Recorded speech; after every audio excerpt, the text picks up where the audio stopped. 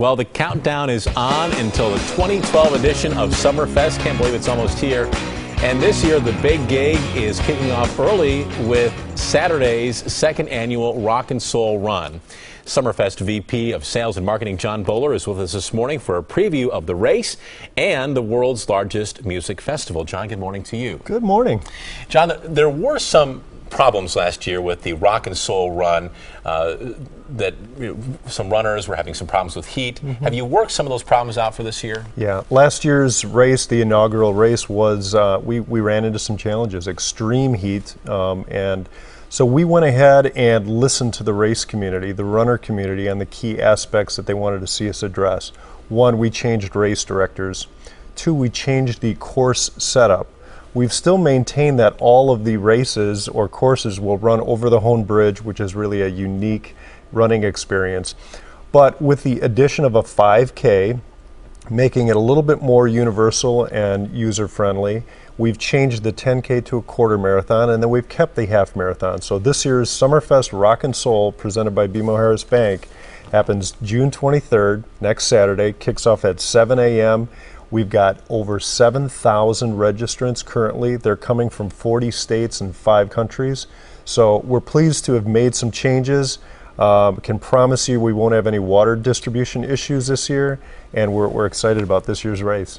And that's a good sign that people want this to be a successful run, that you have so many that have signed up. In fact, one of the races is already full, right? That's correct. The quarter marathon right now, that category is closed. We've filled that area, but we are still taking registrations for 5K and the half marathon. We'll have a 2-day race expo that'll kick it off this Thursday and Friday at the Italian Community Center for packet pickup, and we will do some last-minute registrations there. And as we get into Summerfest, something we always look forward to at today's TMJ4 is Children's Fest, which is on Thursday, July 5th this year. What do you have planned for this year? Well, that is one of our absolute favorite days. Thank you so much for your partnership on that. That's a special day because we open up the gates for free to everyone from noon to 3, and so we will see anywhere between 30 to 40,000 people come in and take advantage of that promotion. We have extra programming on the grounds for kids and families. We have a map of fun course that kids can do and get basically stamps on their passports to collect some prizes at the end. And then we've worked with all of our food and beverage partners to roll back some prices on every menu. Families love to hear that, right, for sure. So you're coming into Summerfest, you're seeing a world-class setting, enjoying the lakefront, making memories with your family, and saving a little money at the same time. That's Thursday, July 5th for Children's Fest with today's TMJ4.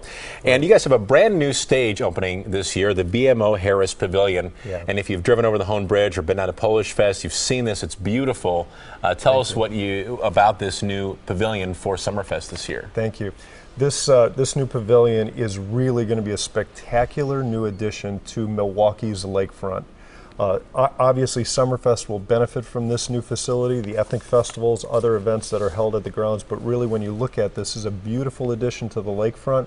And this year will be the opening ceremonies will be held at the BMO Harris Pavilion. The lineup is spectacular. We've configured the venue differently. There's a bowl configuration. Permanent seats are there, bleachers with backrests. We can accommodate approximately 5,000 attendees underneath a beautiful roof, and then another 5,000 in a standing viewing room area. So I promise anybody who comes out this year, please go take a look at that facility and you will love it. It's like no other stage on the grounds. We have just a few moments left, and there's something interesting that you're doing with this new pavilion where people will often sit in front of a stage all day for the headliner that night. What are you trying this year at the new pavilion to allow people to enjoy the rest of the day? Right. The BMO Harris Pavilion is about a high caliber experience, that's for sure, and we've cranked it up in many ways.